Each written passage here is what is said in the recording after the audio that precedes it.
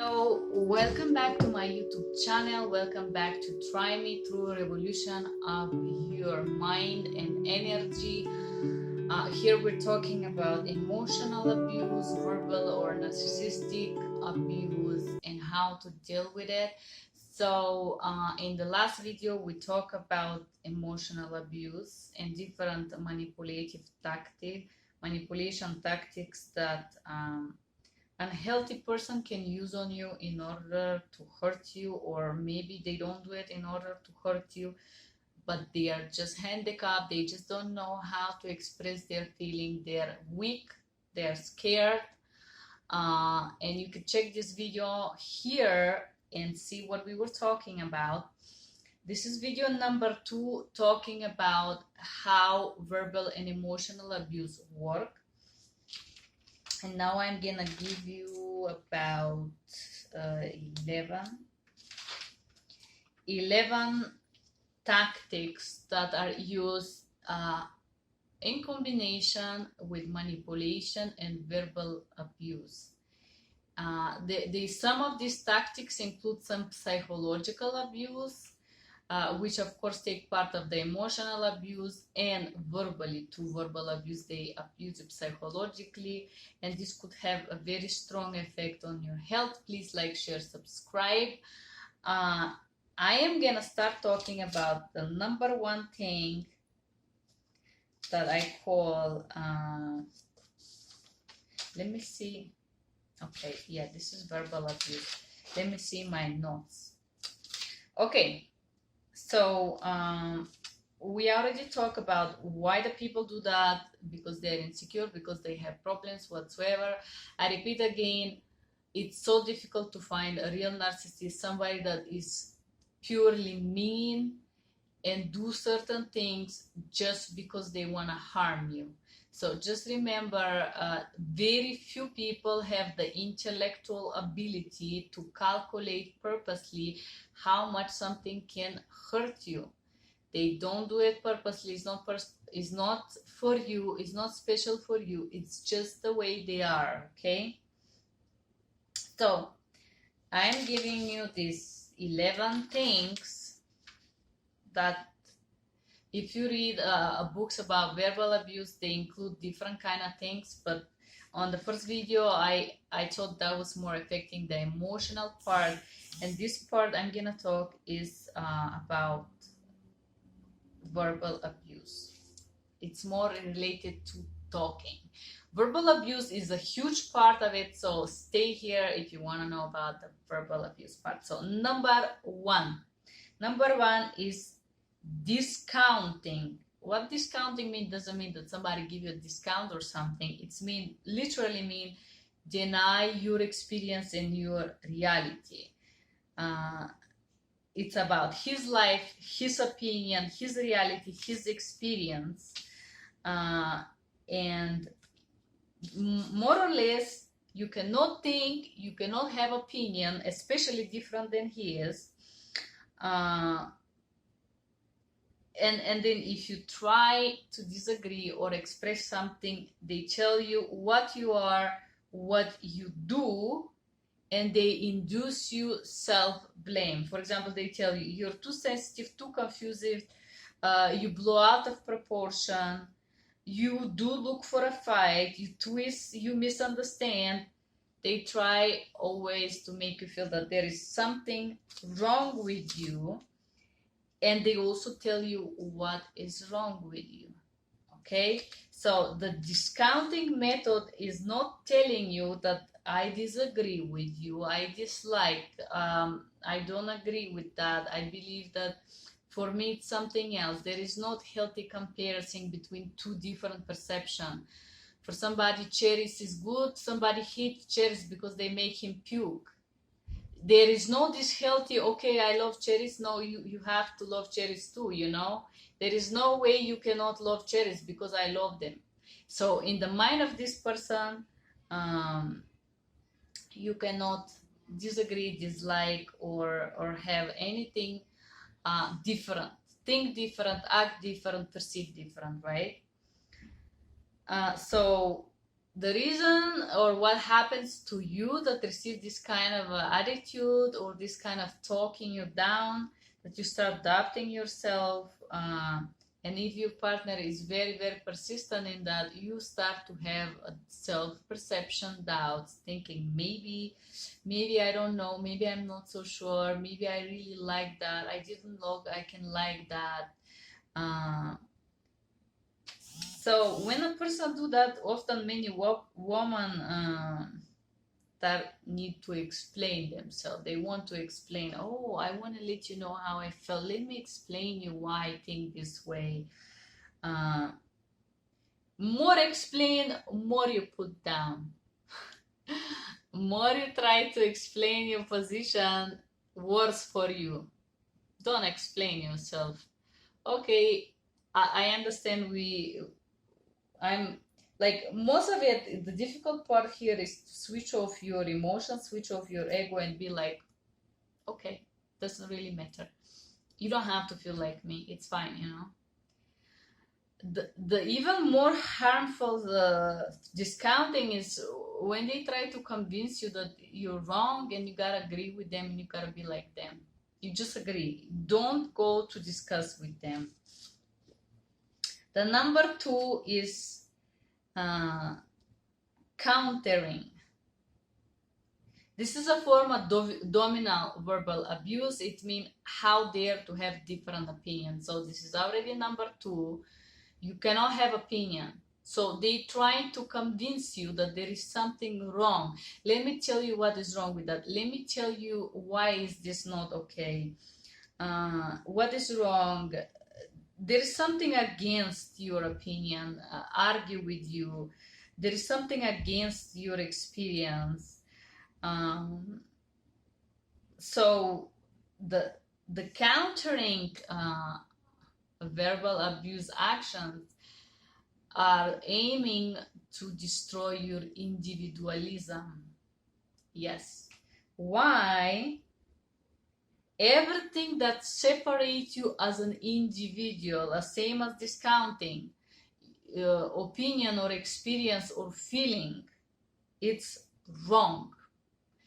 Yes, this includes a lot of portion of judgment, and often the victim, in order to avoid conflict, comply with the experiences of the dominant, whatever, if it's a partner, if it's a parent, and they choose to self-obey to the experience of their partner in order to avoid anger, in order to avoid fight.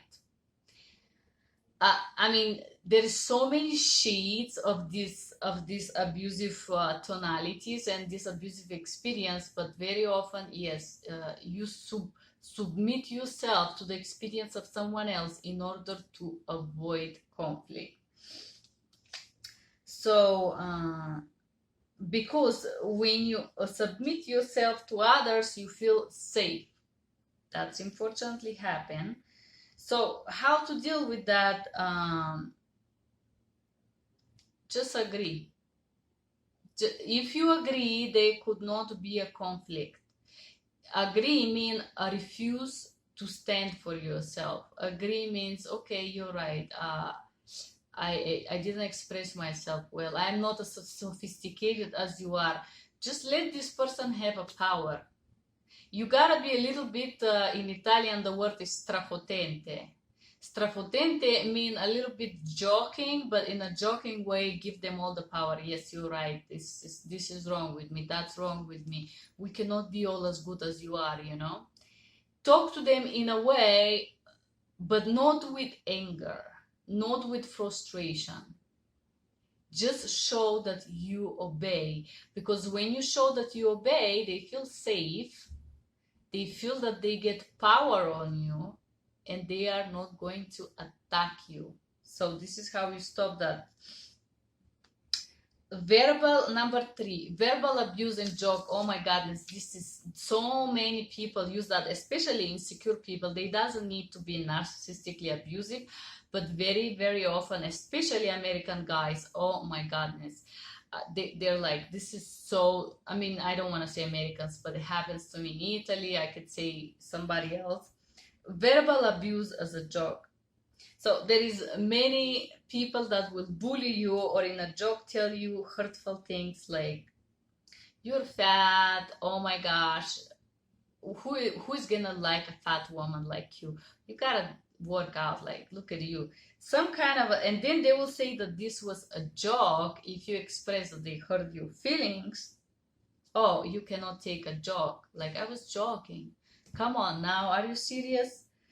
And so and so. I remember my ex-fiance used to tell me that I was fat, and then I was like, I will express and I will be like, you know, honey, I know I'm not in shape, but I was like pure honesty. I said, talk to me like that. It really hurts me because I love you. And what he did, he switched to the denial. No, I never said that. And so after I shut up, after like, if you try to argue with this person, I try to argue. Sometimes you can argue for 3, 4, 5 hours, and then in the end of the day, they will be like, yeah, I said you're fat. So what? You don't need to argue. It's like, if they want to argue, they will argue forever. So if it's not funny, just ignore it. And be sarcastic. Because if you don't ignore it, you're going to get more abuse. So look inside of you and think how this thing make you feel. So for me, my ex-fiance telling me that I was fat, it hurt me so much. Not because his opinion mattered. It really did not. Actually, I realized that I was not in love with him and I left him, but it hurt me so much because my father, for many years during my childhood, called me fat. Called me pig and fat together. So for me, that was so painful, right? So try to understand what trauma this thing triggers in you, right? Think about you. Okay, number 4. Number 4, this is classical, attack and blame you. For example, blame you for his anger, his irritation. Very often this could be telling you what you are, telling you what it's wrong with you, what you did wrong, and that you can't do something. This is like a classical abusive tactic. Guys, it's like, I mean, seriously, are you gonna give attention to someone that do that? Like, they're so beyond your level. Like, act like a queen, be on the top of it. Like, seriously. Okay, so I was in somebody's house not long ago, and they tried to tell me what I am, and I didn't even try to put the boundaries. Like, I could say, don't tell me what I am, but I was thinking that this person is so unhealthy that it's just funny. Like, I didn't even respond to it. I was like, poor guy, you know. He thinks he can tell me what I am or who I am or what I can do. Like, how unhealthy this person is, right? So don't argue with this person. Avoid argue. If you want to pinch, you could say, yes, honey, I'm this person. I have so much defects. You don't need to prove anything, you know. If you know who you are, if you love yourself, if you accept yourself with your own defects, you don't need to prove anything. Like, I mean, don't give importance to this person. Seriously, like, okay, so, seriously, like, don't get into discussing and proving anything. You don't need to prove anything to no one. And if you like yourself and if you respect yourself, doesn't matter what the other people think or say about you. You know who you are, right? Number 5. Okay, number 5 is judging and criticizing. This is like, oh my goodness. So many people like to judge and criticize others because this makes them feel better about themselves, especially people that have low self-esteem.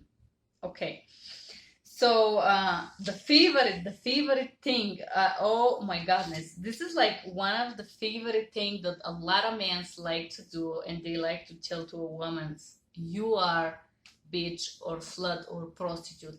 This is like the favorite phrase of any insecure jerk. Seriously, like it's so funny that I cannot. So they will tell you that you are, they will tell you what is your problem.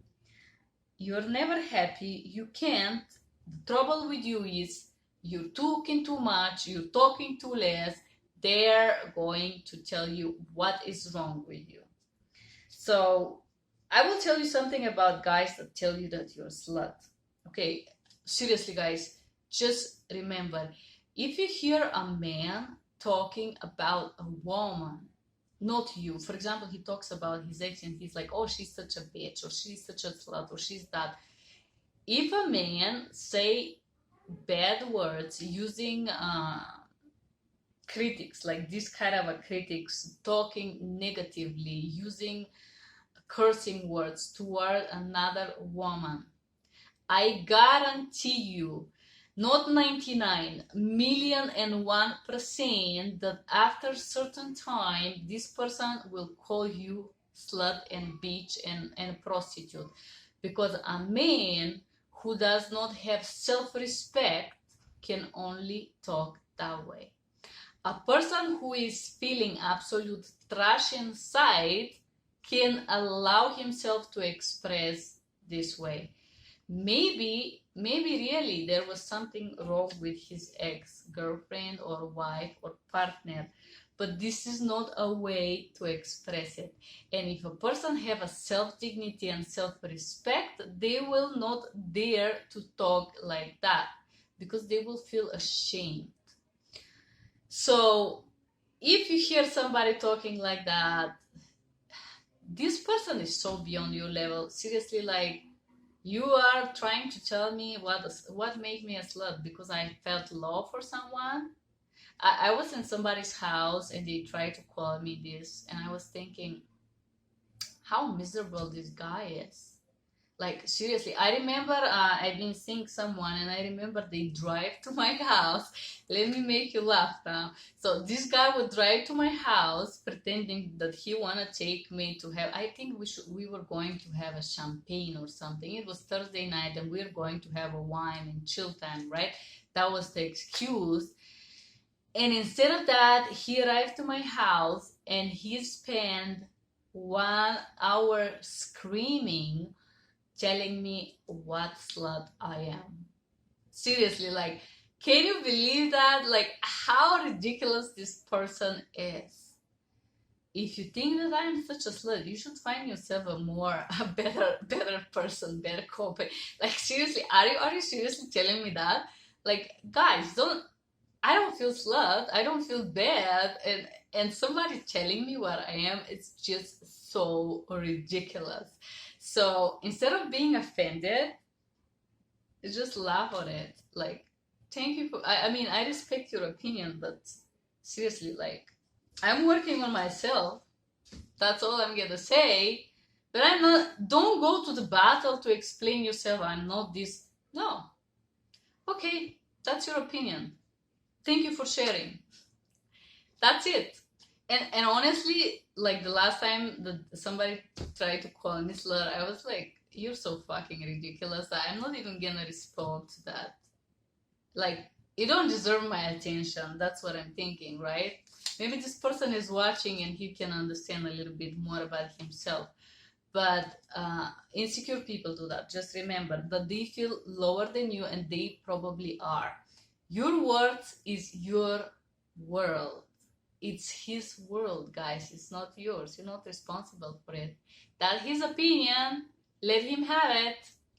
You don't have to deal with it. It's not your business. You're above it.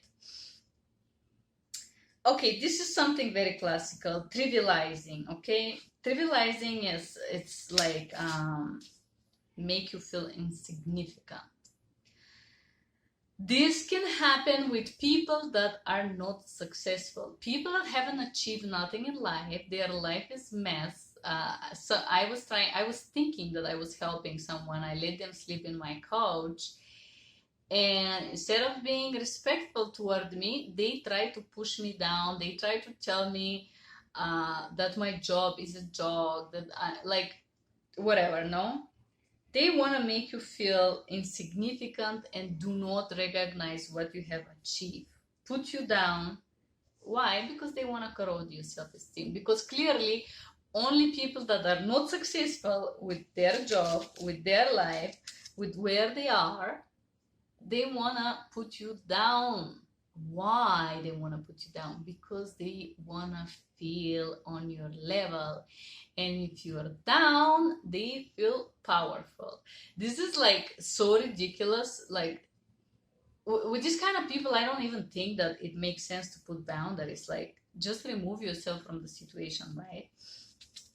But so the aiming of putting it down is to make you feel small, confused, never celebrate with you. They cannot celebrate anything of what you achieve. They cannot be happy with you, not be proud. The main thing is to make you feel that you're not enough. You're not good enough. You just like to feel like some kind of a mediocre person you are. They just want you to feel small. So why they do that is because they feel failure. They feel failures. They feel insignificant. They are probably insignificant. Most of these people have not achieved anything in life. They don't have good job. They don't like their job. They don't like themselves. They don't like their relationships. They don't like they have nothing. So it doesn't make sense to respond and put them down.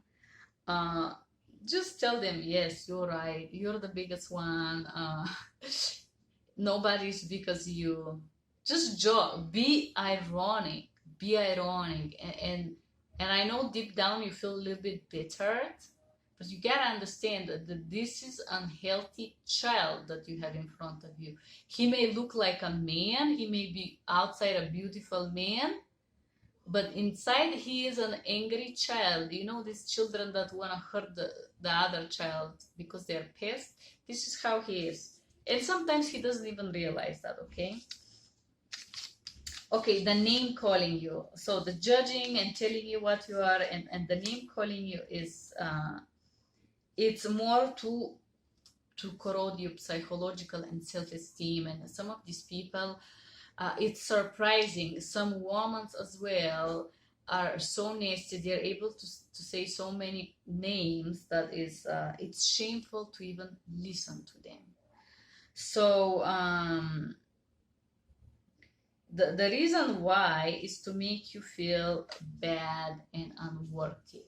A lot of men want to tell you, for example, if let's say your partner was emotionally unavailable with you for many years, a result of an emotionally unavailable person is always cheating. If your partner is not emotionally available and you do not get you satisfied your need of emotional and spiritual closeness, the moment that you find a man who is emotionally and spiritually close to you, you tend to want to be physically close to this person because he gives you so much of important things that your partner did not. If you fail into that, and if you physically get close to someone out of your partner, guess what? You're gonna be name called. Because your partner doesn't want to accept the fact that they did not satisfy your need. Very often, a lot of men act like sexual activities is to satisfy them and they don't think about the lady. So if this is happening for 10 years, I promise you, or 20 years, no matter how much self-hate you experience, at one point, you're not gonna want any more of this sex, and you're gonna need somebody who is able to give you a normal sexual experience where you don't feel that there is something wrong with you, right? So you're gonna cheat this partner, you're gonna cheat, so-called, but you will need this need of yours to be satisfied, right? And if your partner is not giving you this for so long, it's like you cannot live without water forever. there is gonna be a moment that there is gonna be the right person, the right situation, that you're gonna be fragile. And if you are exposed to the person who can understand you humanly, naturally, you're gonna fail in love. You're gonna fail for someone else, not because of the sex, but because they satisfied your emotional needs, your emotional cravings, right? So if somebody call your name, the best thing is, I will tell you, no matter how indifferent you stay, walk away from it. Just turn and walk away. Don't excuse yourself. Don't explain yourself. Walk away. Don't tell him what you are. Don't tell him that what he wants to hear. Don't excuse your actions yourself. Focus on yourself. Move your attention from him to you. Understand yourself. You don't owe nothing to nobody. So if you love yourself, if you're respectful, if you haven't hurt nobody, you should not feel bad, okay? The number 8 is threatening you and giving you, okay, let's start with giving you orders. This is classical. A lot of people that are insecure and have not achieved nothing in your life, they want to give you orders. I was thinking that I was helping someone a few months ago. I let them stay in my couch and they tried to order me in my own home. Yes, guys, this is so ridiculous, but ordering you, drive me, do this, asking me to leave my job in order to do some silly, stupid things, you know what I mean? So orders are classical. You're doing this, we're doing this, you're wearing this, we're going somewhere. People that are not considering what you want. So the difference between normal people and person who give you order is the fact that normal person asks you, do you feel like doing that? Do you want to drive me? Would you please drive me? They can request something, but in respectful way. And then threatening you with giving you orders, they go together. If you don't do what I say, I am going to divorce, I'm going to get a mistress, I'm going to hit you. And sometimes they will do some physical or small actions of abuse to make you fear. So when they threaten you, a lot of people choose to voluntarily obey to avoid conflict. So when somebody gives you order, what I advise you guys, go to the bathroom and think what you want. Do you want to drive? Do you want to eat? Do you want to do this thing right now? And if you don't, say no. You don't gotta be angry. You don't have to be mad. You could say no. And you can remove yourself from the situation. Number 10. Okay, undermining you. It's more about not giving you emotional support. This is expressed in different shapes and forms, but one of the classical ones is interrupting you when you talk, walk away when you talk, put the TV when you talk, play with their phone, texting you, call somebody when you talk, playing on his phone, just looking around and showing you how boring you are. They're like just making you feel bad, just telling you that what you have to say is not important, but mainly showing you that. Show you that. So the main goal is to show you that you're not important, that you're not interesting, and make you busy with him. So guys, if somebody is not interested to know you, no matter how much you listen to them, how much care, love, understanding you give them, somewhat there will be no space for you. There is this type of people, and I don't want to say that they're obligatory narcissists, but there is these people that in their head it's only about them. They perceive the surrounding people as humans to express themselves, talk about themselves. I met someone in a class, Italian guy, and we sit for lunch, and we were 5 people. And the entire lunch he spent telling us what a great guy he is, how he write a book, his masseuse, his yoga, it was so intense. After 45 minutes, everybody was like, I need to breathe, you know what I mean? So there is this kind of people that most often this is insecure people, I'm telling you. So they're insecure. And number 11 is abusive anger. This is like a very, very profound tactic. Anger because of you, because you did something, because you didn't do something, you said too much, you didn't said enough.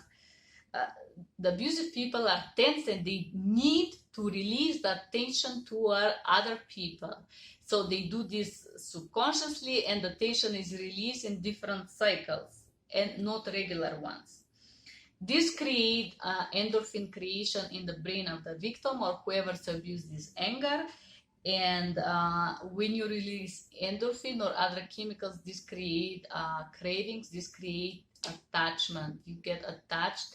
That's why it's called anger addiction, because you're trying to do the right things, you're trying, but unfortunately you create this chemical dependency between you and this person. That's happen subconsciously because your brain release adrenaline, your brain release hormones, and you start to need that. But this is of course in subconscious level. So if somebody is angry, remove yourself.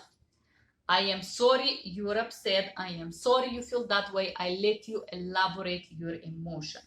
If somebody is anger manipulating you, what I was saying is remove yourself from the situation. Say, I'm sorry you feel that way, and let them elaborate their own emotions. Because if you try to understand, to explain, to be rational, to give some support to somebody that is angry without reason, you're gonna enter very unhealthy pattern where you gotta deal with that often. So make sure that you express the fact that you're not responsible about how other people feel, because you haven't done anything wrong, especially you haven't done anything wrong, but you let them take the time and the space to elaborate their own emotions. So guys, I give you here 11 tactics or 11 ways that you are abused. And I give you also 11 ways how to respond to it. Just guys, remember, you don't have to take part of that. If you don't like the way somebody talks to you or they treat you, you can get up and leave. I remember somebody used to invite me in their house, and I will enter and they will pretend that I'm invisible. They will go into their phone, call their son, do different things. And in the beginning, I would sit there. This guy would do that for an hour or more. He would really pretend I was invisible. And you know what was my problem? I would sit there and wonder why. When people abuse you verbally in that extent, they make you think, and they want you to think and feel that there is something wrong with you. The only thing that is wrong with you is that you're sitting in that situation and looking toward yourself, thinking, why is that? If he's doing that, this means that could be something with me that is not okay. Just remove yourself. If I enter to somebody's place, I mean, first of all, if I visit someone, they better wait for me and say hi, and we can greet and give each other a kiss or a hug or whatsoever. But if somebody is inviting me in their place and they don't bother to greet me, to open the door for me, I'm gonna wait out the door for 2 minutes and I'm gonna go home. I am not your mama to teach you for manners, and if your mother was not there, now as an adult you can go ahead and read about manners and get some manners yourself, right? I am not responsible for your misbehavior. And in the end of the day, guys, talking about self-focus, I repeat, this kind of abuse that you stand and you deal with and you're allowing yourself is also expression of how damage you can be in your life and what kind of traumas you can have. And this could be opportunity to understand yourself, understand why you accept certain things and why you allow certain people in your life or allow certain situation. But after a certain period of time, you would ask yourself, like, is this person pleasant to me? Like, we forget to ask, do I like this person? Do I enjoy these 2 hours that this person give me, or he invest them in mocking me? So I visit someone I haven't seen for 3 months, and he spent a lot of his time telling me what is wrong with me. I can't do, he told me that I can't cook. I was just sharing the fact that I wanted to have a house that had a kitchen and a huge window.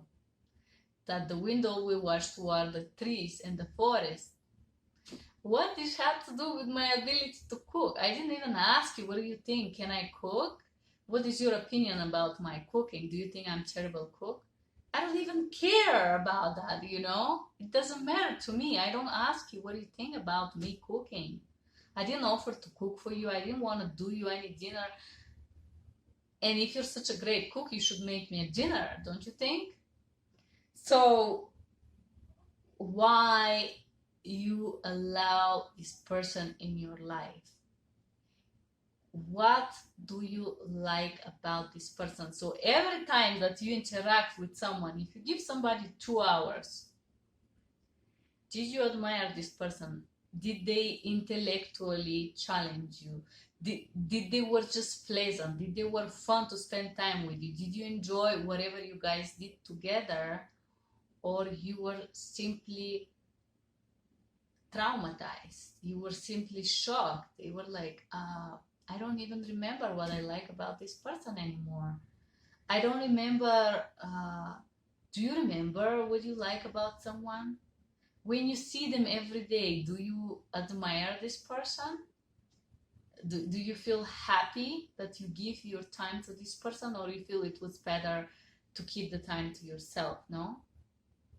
So when we experience this kind of situation of abuse, we forget to think about us. We forget to think what we like, what we enjoy. Did we enjoy this company? Did we enjoy this person?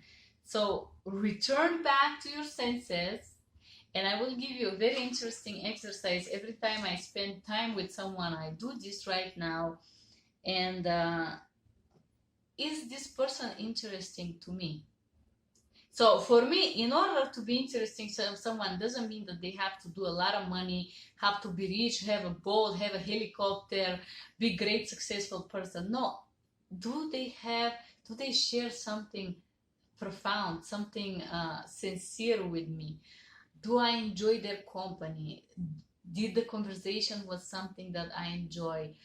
Did I like to be around them? Did they make me smile? Did they were positive? Did they talk about positive? Did they show appreciation of my time, of my company? Did I feel they were happy that I gave them that time? Or this person put these gray clouds on me and was dramatic and traumatizing, and I was thinking, oh my goodness, thanks God I'm finally alone. Write down how exactly you feel when you talk to someone. And honestly, like, these unhealthy patterns start with families. So I give you this exercise. This really helped me to detach from someone that I disliked, but I was not being honest enough with myself to admit that I don't like this person.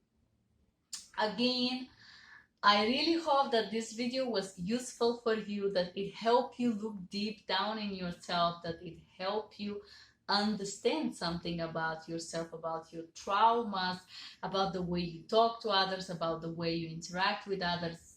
and why you do it. It help you maybe to heal some of your traumas or understand yourself. Please like, share, subscribe. I do appreciate you being here. I hope you have a wonderful day. Stay positive and smiling. Bye bye.